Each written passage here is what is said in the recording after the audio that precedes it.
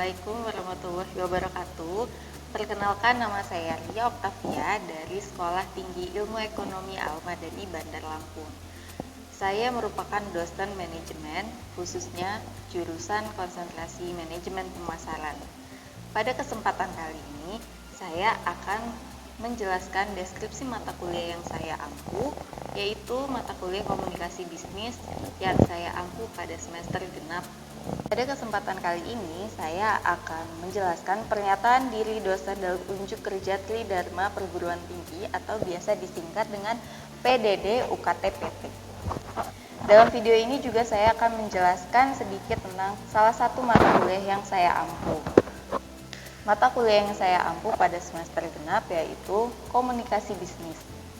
Bobot mata kuliah ini sebanyak 3 SKS dengan total pertemuan sebanyak 16 pertemuan, termasuk UTS dan UAS. Saya akan menjelaskan deskripsi singkat tentang mata kuliah komunikasi bisnis. Pada mata kuliah komunikasi bisnis ini menyampaikan pemahaman kepada mahasiswa tentang bagaimana berpikir secara kritis, dan juga berkomunikasi secara efektif dan mengembangkan kemampuan komunikasi baik secara lisan maupun tulisan, khususnya dalam konteks bisnis. Adapun capaian pembelajaran pada mata kuliah ini yaitu yang pertama, mahasiswa mampu memahami dan mengaplikasikan tentang komunikasi bisnis baik secara verbal maupun nonverbal. Yang kedua, mahasiswa mampu membuat suatu rancangan dokumen bisnis dengan kualitas dokumen bisnis yang baik, serta mengintegrasikan visual dan data display dalam dokumen bisnis dan menyusunnya dalam sebuah presentasi yang menarik. Yang ketiga, menyusun suatu bentuk komunikasi yang persuasif dengan memanfaatkan sharing information dalam organisasi serta mengelola negative message. Selanjutnya, saya akan menjelaskan materi utama yang akan saya berikan pada mata kuliah komunikasi bisnis. Yang pertama yaitu konsep dasar komunikasi bisnis. Yang kedua, komunikasi bisnis pada era revolusi industri 4.0. Yang ketiga, komunikasi oral dalam lingkungan bisnis. Yang keempat yaitu komunikasi tertulis. Yang kelima, komunikasi nonverbal. Yang keenam yaitu teknik presentasi. Yang ketujuh, teknik korespondensi bisnis. Yang kedelapan, komunikasi bisnis antar personal. Yang kesembilan, komunikasi bisnis antar kelompok. Yang kesepuluh yaitu komunikasi persuasif dan penulisan laporan bisnis. Yang kesebelas, teknik analisis dan interpretasi data. Yang ke-12 yaitu teknik negosiasi dan konflik. Metode perkuliahan yang saya gunakan yaitu menggunakan metode DIA, di mana delivery, E interaction, dan E adalah assessment. Untuk delivery sendiri, saya membuat perkuliahan lebih terstruktur dengan menggunakan buku.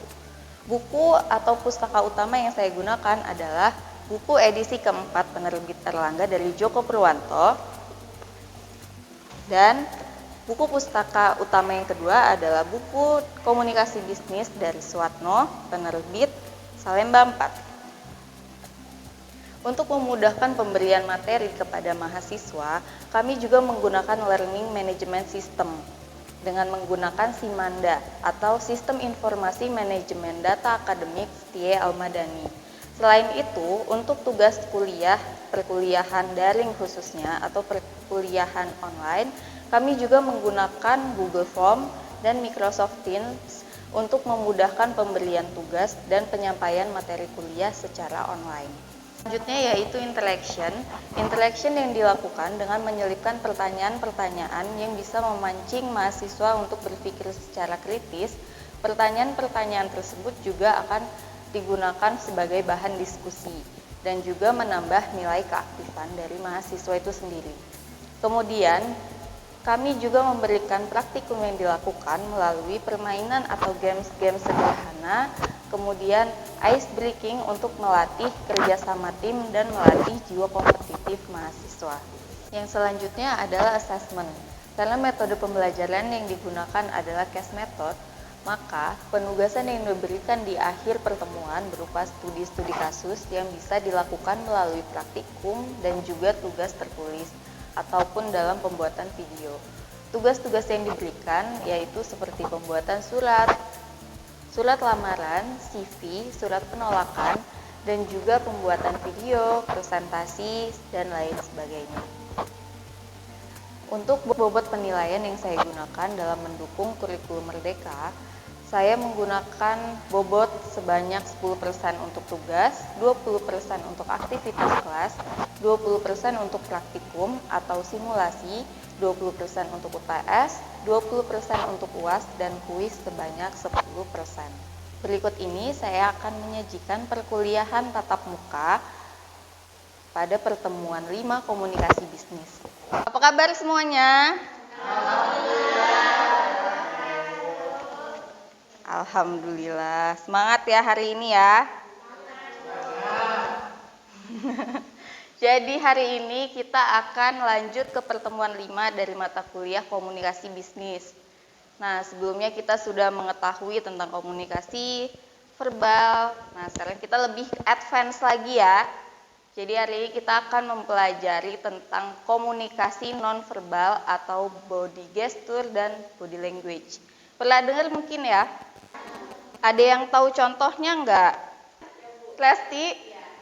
Seperti kalau yang saya pernah dengar di orang-orang yang ahli membaca batu itu, orang kalau misalkan menjelaskan pernyataan dari tubuh bokong biasanya dia suka pegang-pegang hidung. Pegang-pegang hidung ya? Bukan pilek ya, bukan. Oh, bukan. Oke.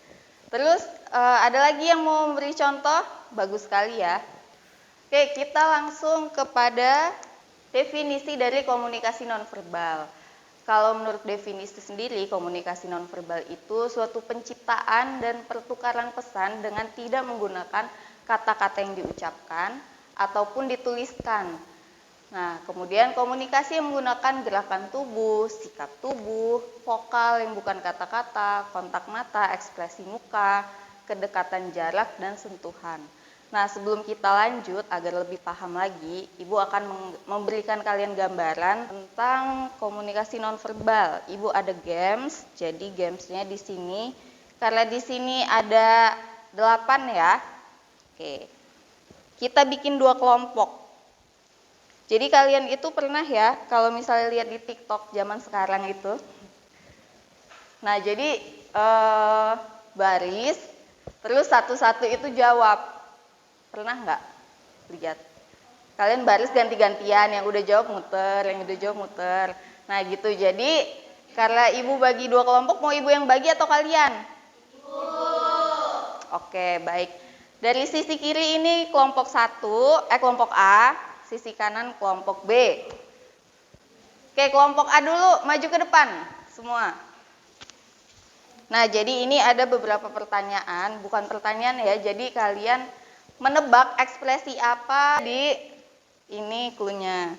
Jadi nanti kamu menunjukkan ekspresi, setelah itu mereka menebak. Waktunya kita sepakati bersama mau 1 menit atau 1,5 menit atau 2 menit? 1 menit aja dulu. 1 menit ya. Oke, kita mulai dari sekarang. 1, 2, 3.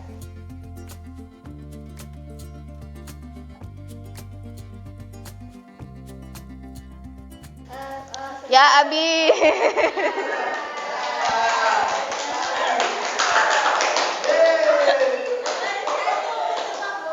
Baru 1 ya. Oke, terima kasih Cindy dan tim. Silakan kelompok B maju ya. Jadi sama lah ya, udah ngerti lah ya. Tunggu. Kita pasang stopwatch. Oke, kita mulai. 1, 2, 3.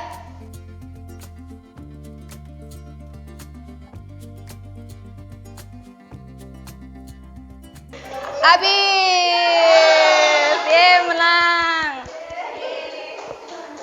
Jadi pemenang kita hari ini adalah kelompok Yeay. Selamat ya kepada kelompok B, hadiahnya menyusul ya. Hadiahnya ucapan selamat dari kami. Jadi seru ya. Jadi seperti itulah komunikasi nonverbal yang kita pelajari. Jadi dari hasil survei sendiri, komunikasi nonverbal itu ternyata sangat mempengaruhi kehidupan kita. Jadi menurut survei ada 7% hanya kehidupan kita itu hanya dipengaruhi 7% komunikasi verbal dan 93% komunikasi nonverbal. Nah, seperti itu. Kita lanjutkan ya. Udah serunya ya? Nah, jadi di komunikasi nonverbal ini ada istilah namanya body language. Body language ini pesan yang disampaikan berupa isyarat, ekspresi, wajah, pandangan mata, sentuhan artifak. Artifak itu lambang ya, diam, waktu, suara, serta postur dan gerakan tubuh. Kalian tuh suka nonton ini nggak sih, stand up comedy? Suka ya? Siapa yang paling kalian suka? Arafah siapa yang suka? Lumayan. Laditya Dika? Suka semua ya. Nah, jadi kalau misalnya nih ada yang bawain mata kuliah nih misalnya ya, si Laditya Dika di sini atau Arafah atau Bintang Emon, kalian tuh lucu sendiri nggak sih? Ngebayangin ya. Padahal sebenarnya sama aja, cuman yang bikin mereka beda adalah pembawaannya. Nah, itulah yang namanya kesan body language itu ada pada stand up comedy. Gitu. Tidak hanya stand up comedy ya, sebenarnya di bisnis-bisnis juga banyak. Kemudian ada fungsi komunikasi nonverbal, fungsinya yaitu mengulangi perilaku verbal, memperteguh, menekankan, melengkapi, menggantikan, membantah, atau memperdayakan. Nah, kalau dari fungsi ini, Ibu mau nanya, menurut kalian, kalau untuk di kehidupan kita sendiri ya, khususnya di kampus ya, selama kalian kuliah ini, komunikasi nonverbal ini fungsinya untuk kalian sendiri apa sih? Nah, misalnya nih, ada teman Syifa nih, oh iya dong contekan, lagi ujian ya. Nah, itu jawabnya gimana dengan nonverbal? Kalau dengan nonverbal biasanya kedip atau menggerakkan tangan. Oh, enggak ya, enggak boleh ya berarti. Jangan-jangan iya, takutnya kedip ini A, kedip 2 kali B. Kenapa Syifa cacingan ya kan? Bahaya itu. Kayak bagus ya jawabannya. Ada lagi yang lain? Silakan Resti. Jadi kalau misalnya cuman di WA tuh kangen flat tanda datar gitu ya. Ih, apa sih ini orang gitu doang ya. Iya ya beda. Apalagi kalau Resti yang WA ya. Kayaknya datar sekali memang. Ya bagus ya. Jadi sudah kita tanpa kita sadari kita tuh udah tahu loh komunikasi nonverbal untuk kita itu apa fungsinya, dan tanpa kita sadari juga kita udah belajar ini tuh dari sejak bayi ya. Bayi kalau misalnya kita mau makan gimana sih? Mamam. Walaupun bahasanya nggak jelas tapi kita ngerti gitu. Nah, sebelum kita masuk ke sini, mungkin ada yang ingin ditanyakan dari kalian? Belum ya? Oke. Nah, jadi ada 3 faktor penting komunikasi menurut Albert Mahrabian, Profesor Psikologis dari UCLA ya. Seseorang dapat dipercaya dari konsistensinya dalam 3 faktor komunikasi, yaitu persen nada suara, 37% kata-kata verbal, dan 57% bahasa tubuh. Lagi-lagi di sini membuktikan bahwa body gesture atau komunikasi nonverbal itu sangat penting. Terus ada tipe komunikasi nonverbal. Yang pertama yaitu vokalik. Vokalik itu kita bisa tahu ya dari tingkah laku yang berupa suara tapi tidak berupa kata-kata. Jadi misalnya intonasi. Misalnya kalian itu lagi ngerjain tugas tapi teman-teman kalian mau pergi. Kita mau main nih. Tungguin sih gitu kan. Ada tekanan gitu. Kalau misalnya kalian lagi cuek, ya udah sih tungguin gitu. Beda kan? Sama tungguin sih. Atau kalau orang Lampung tuh tungguin geh. Iya enggak? Iya geh. Terus bahasa badan. Bahasa badan itu masuk kategori bahasa badan antara lain ekspresi muka, pandangan mata, gestur atau gerakan isyarat. Cukup jelas ya di sini ya. Terus ada juga sentuhan. Sentuhan itu berupa tepukan di bahu. Ya, jabat tangan. Tos. Jadi beda ya kalau misalnya kita sama rekan bisnis atau sama teman. Kalau ketemu rekan bisnis pasti salaman kayak gini. Gini. Tapi kalau misalnya sama sis bro gimana? Hai guys. Ada ya ngebuk. Hai, walk aja.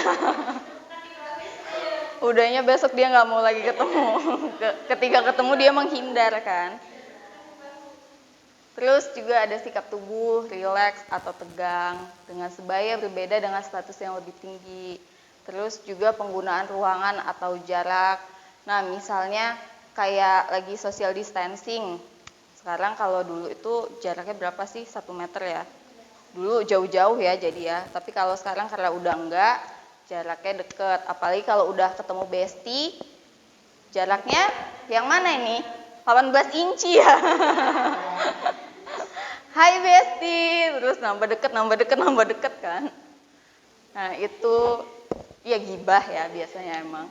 Terus jarak intim 18 inci, terus kalau pribadi biasa ini 45 sampai 135 cm. Nah kalau jarak sosial ini 135 sampai 4 meter, jarak umumnya lebih dari 4 meter. Nah ini kita tebak dari body language si pemain bola ini. Kira-kira kenapa tuh?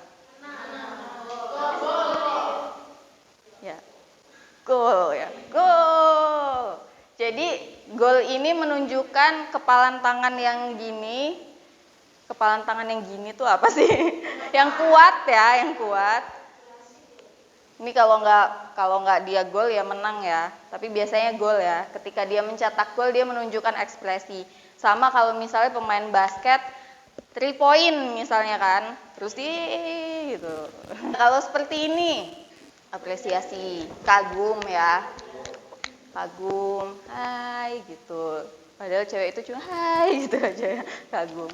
Nggak, biasanya ini abis presentasi, abis menunjukkan sesuatu, terus mereka tepuk tangan. Seperti tadi grup B mencontohkan mereka menang. Nah kalau seperti ini kira-kira apa? Kayaknya Enju ini pengalamannya banyak sekali ya, percintaan. Ya, jadi ini biasanya lagi ada masalah ya. Entah itu masalah keuangan keluarga kan. Masalah apapun, lagi putus, bener. Kenapa? Oh, tidak direstui. Lagu Mahalini jadi ya. Melawan restu jadi ya. Ya bisa banyak ya kemungkinannya. Cuman memang paling kalau melihat wanita dan pria udah seperti ini pasti masalah cinta. Melihatnya seperti itu enggak? Karena baju mereka casual ya, beda kalau misalnya rekan bisnis kan seperti itu. Nah, terus kita ke bahasa mata ya. Jadi di bahasa mata ini misalnya 60% mata langsung dan lensa mata membesar. Jadi kalau 60% menatap langsung dan lensa mata membesar itu biasanya tertarik. Misalnya contohnya ketika ada orang lagi wawancara, gimana sih kalau si pewawancaranya itu? Kalau dia nggak melihat ekspresi, nggak melihat mata si lawan bicaranya itu akan seperti apa? Lawan bicaranya akan merasa tidak dihargai. Nah, kemudian kalau 60% kita melihat si lawan bicara berarti kita tertarik tuh sama yang diomongin. Gitu. Terus 80% tatapan langsung. Nah, ini sangat tertarik dan mengharapkan lebih. Nah, jadi kalau misalnya ada lawan bicara kalian yang seperti itu, kalian bisa GR gitu. Terus 100% tatapan langsung. Nah, ini beda sama yang 60% sama 80%. Kalau 100% ini marah. Atau bisa jadi itu gimana sih? Apa lu gitu. Gini kan. Nah, kalau 100% itu menandakan perlawanan. Kemudian penghindaran tatapan, menyembunyikan sesuatu. Jadi kalau misalnya lagi diajak ngomong, terus dia matanya kemana-mana atau kanan, kiri, atau ke bawah, atau malu gitu ya. Nah, itu biasanya dia menyembunyikan sesuatu. Mana uang dari mama gitu kan. Mana uang dari mama kau udah habis? Matanya kemana-mana. Jadi itu tanda-tanda ya, kalian pasti pernah kan? Tuh kan pernah kan? Kemudian ada tatapan jatuh ke bawah dan melirik ke kiri atau ke kanan, tertarik dan salah tingkah. Jadi kalau misalnya diliatin Enju ya, terus tiba-tiba kalian gitu. Alay banget ya. Nah, terus ada lagi bahasa kepala. Kalau bahasa kepala ini seperti ya mengangguk, terus mendekat ke arah Anda. Kemudian menjauh secara mendadak, topang dagu. Kalau topang dagu pasti tahu ya semuanya, bosan. Ya, seperti itu ya. Kemudian banyak menoleh. Banyak menoleh itu biasanya dia sabar, ingin menyadari pembicaraan. Jadi ini yang paling powerful sih mengangguk ya. Jadi ketika dosen mengajar terus kalian, oh gitu. Ya, dosen juga seneng karena itu impact-nya ke dosen, wah anak-anak aku ngerti gitu. Ya jangan ngangguk-ngangguk terus ya, bahaya. Terus ada juga bahasa tangan. Jadi kalau telapak terbuka ke atas kayak gini, itu jujur terbuka. Telapak disaku atau tertutup itu menyembunyikan sesuatu. Kemudian mengepal, tegang, tidak nyaman, marah. Terus menutup mulut atau hidung. Jari mengetuk-ngetuk, bosan atau ingin bicara. Jadi banyak ya. Nah terus ada ini satu lagi yang paling banyak digunakan kalau misalnya di HRD perusahaan besar, itu dari cara duduk kalian. Nah kaki kalian, ya jangan dibuat-buat lah, tolonglah. Nah jadi dari tipe-tipe kaki kalian itu banyak menandakan kepribadian kalian, jadi bisa dilihat. Nah ini ya, jadi di sini ada 5 tipe posisi.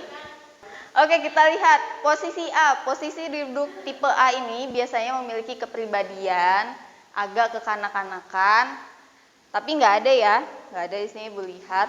Tapi dia kreatif, kemudian menarik, pintar, menyenangkan, mudah diajak berkomunikasi dengan orang lain, mempunyai prinsip tersendiri dalam hidup, jadi dia keras ya, karena punya prinsip. Kemudian sering melakukan sesuatu tanpa dipikir matang terlebih dahulu. Atau istilahnya itu sembrono ya, sembrono. Kemudian juga ada posisi tipe B. Posisi tipe B ini biasanya, nah ini banyak ya tadi, Hana aja. Nah oke, kita cari tahu posisi Hana ini menandakan imajinasi yang sangat kuat. Ya bener ya Hana ya, suka henna kan ya? Oh bener loh. Terus mereka punya banyak ide bagus dan ide-ide mereka seringkali mendapat apresiasi di tempat kerja. Selamat ya Hana. Kemudian mereka membenci pekerjaan yang monoton karena mereka suka traveling dan mendapatkan teman baru. Benar? Kemudian mereka tidak segan memulai semuanya dari bawah jika mereka tidak suka dengan sesuatu dan menyukai perubahan. Penampilan, bisa perubahan pasangan juga ya. Jadi istilahnya kalau udah gak cocok udah tinggal gitu. Ini posisi B, faktanya seperti itu ya, menurut psikolog ya, bukan menurut saya loh. Dan tempat tinggal. Jadi kalau misalnya kita cuma punya satu rumah, itu posisi B ini nggak suka. Jadi sukanya mending ngontrak, jadi bisa pindah-pindah gitu ya. Tahu Sophia Lacuba ya? Nah, dia tuh kan nggak suka punya rumah. Jadi sampai sekarang belum punya rumah karena sukanya pindah-pindah, bukan karena nggak ada duit ya. Nah, terus posisi C, ini typo ya. Posisi tipe C ini biasanya memiliki kepribadian suka comfort zone. Kemudian sangat pemilih. Pemilih dalam hal apa ini?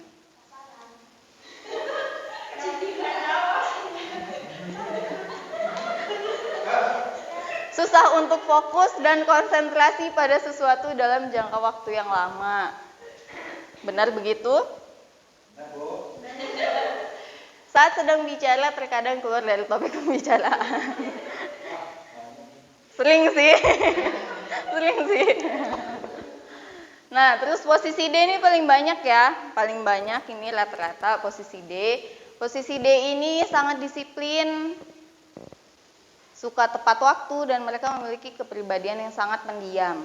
Cindi, bener loh, ikonnya di sini. Rapih dalam penampilan, blak-blakan, tidak mudah terpancing emosi. Ini Cindi banget ya. Oh iya, nggak blak-blakan. Tapi memang nggak pernah emosi ya. Bagus loh. Tidak mudah terpancing emosi, selalu cari aman daripada terjebak dalam suatu konflik. Tidak suka marah berlebihan, terutama di depan umum. Dan ia lebih suka menjaga jarak meski tak segan untuk menantang orang lain. Ini bagus banget ya posisi D ini. Coba kalian berubah aja semua. posisi duduknya. Nah, ini yang terakhir, posisi E. Posisi E siapa? Ayo, Syifa. Dia nggak sadar. Asli. Nggak juga sih ya. Nah, kalau posisi E ini santai meskipun terkadang keras kepala. Benar nggak, Syifa? Memiliki ambisi tinggi, apabila menginginkan sesuatu akan memperjuangkannya sampai berhasil, selalu menyembunyikan rasa tak nyaman atau tidak percaya diri, terkadang egois, dan cara duduk seperti posisi E juga menunjukkan mereka adalah pribadi yang tidak pernah terburu-buru karena mereka percaya bahwa segala sesuatu akan datang tepat pada waktunya. Bijak ya, bijak sekali. Nah, sampai sini ada yang mau ditanyakan nggak? Nah, jadi kita dari semua itu, Ibu ada tips sedikit untuk memperbaiki komunikasi nonverbal kita sama-sama. Yang pertama, apabila kita bertemu orang, tersenyumlah dengan tulus. Nah, Rahmat tersenyumlah. Gus, cantik ya? Tersenyumlah dengan tulus, kemudian waspadalah bahwa orang mungkin memberikan petunjuk nonverbal palsu. Kemudian jagalah jarak yang wajar dan gunakan sentuhan hanya jika memang tepat. Gitu. Jadi jangan banyakkan bersentuhan karena memang lagi Covid juga ya. Kemudian hormatilah status dengan kontak mata Anda. Jadi apabila kalian bicara dengan lawan bicara Anda, pastikan kalian melihat matanya. Jadi jangan sampai lawan bicaranya itu merasa tidak dihargai. Kemudian gunakan jabat tangan yang sesuai dengan kepribadian dan maksud Anda. Jadi kalau misalnya sesama rekan bisnis, jabat tangannya tadi tahu ya seperti ini. Tapi kalau misalnya sama bestie atau kerabat atau teman dekat itu beda-beda ya. Ada yang seperti ini, ada yang cipika-cipiki, ada yang gini, ada yang mukul. Nah, itu sesuaikan dengan term and condition. Nah, jadi mungkin ini ya sekilas komunikasi nonverbal yang tadi saya sudah paparkan. Mungkin di sini kita akan membuka diskusi. Silakan untuk yang ingin bertanya. Silakan Hana. Ya, bagus ya pertanyaannya. Jadi kalau misalnya itu kita harus tahu dulu ya alasannya kenapa kok kita itu malu terhadap lawan bicaranya. Nah, itu juga tergantung dari faktor internal atau eksternal. Kalau misalnya derajat dia lebih tinggi, misalnya karena dia dosen atau karena dia teman, itu masih bisa dimaklumi. Tapi kalau misalnya dia sebagai atasan kamu, itu tidak boleh. Nah, jadi caranya adalah tatap jidatnya. Ya, iya biasanya gitu. Jadi biasanya kalau untuk menutupi orang yang pemalu itu, biasanya tatap jidatnya. Atau biasanya ibu juga pernah diajari waktu pertama kali jadi dosen, kalau misalnya memang malu menatap mahasiswa-mahasiswa, tataplah jidatnya. Jadi seolah-olah kita tetap melihat mata si lawan bicara, padahal kita hanya melihat ininya. Gitu. Baik, ada lagi yang ingin bertanya? Silakan. Ya, jadi sebelum kita tutup, di sini ada tugas ya. Untuk minggu depan kalian bikin video tentang komunikasi nonverbal dalam kehidupan kalian sehari-hari. Sudah cukup ini ya, sudah cukup tahu ya inti dari hari ini. Baik, kalau sudah, terima kasih atas waktunya hari ini. Ibu ucapkan mohon maaf apabila ada salah. Wassalamualaikum warahmatullahi wabarakatuh. Waalaikumsalam warahmatullahi wabarakatuh. Terima kasih. Sama-sama. Profil singkat PDD UKT-PT dari saya. Pesan saya untuk para generasi muda, bijaklah dalam berkomunikasi dan terutama dalam menggunakan sosial media. Terima kasih. Wassalamualaikum warahmatullahi wabarakatuh.